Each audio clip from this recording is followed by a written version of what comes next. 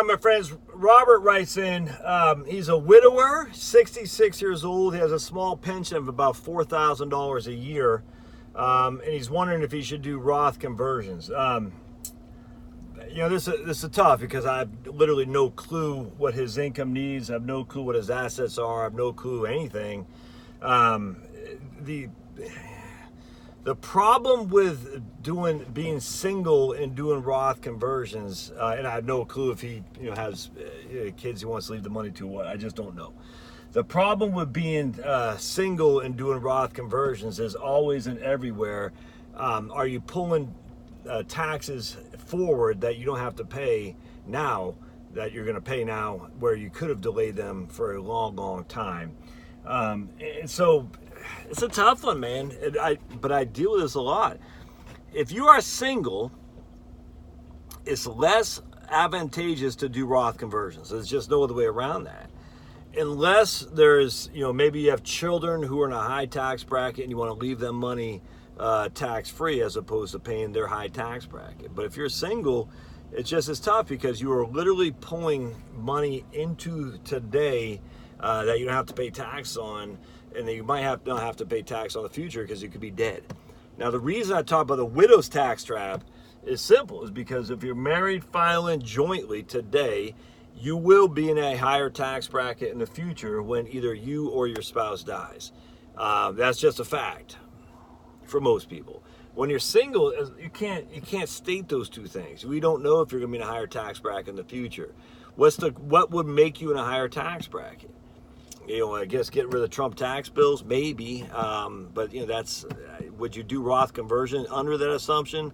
Maybe. But without more knowledge on a widower who's 66 and getting ready to take Social Security, it's just a tough one. Now, people say all the time, but Josh, I'm getting ready to take Social Security too, and so maybe I should do Roth conversions before I take Social Security to avoid the tax torpedo. Well, yeah, I get that, but you're not getting around the tax torpedo unless you're going to do maximum Roth conversions, where when you take Social Security at 70, you no longer have an IRA. Everything at that point is in a Roth.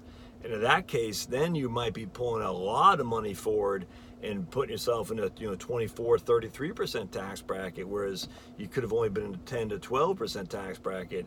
And you're doing that in order not to get hit with a tax torpedo on Social Security, which may not happen anyway, simply because the tax torpedo is only for a small slither of retirees. It's basically people making less than $70,000 income-wise when they hit retirement. In fact, I'd say it's probably less than that, probably $50,000 income-wise.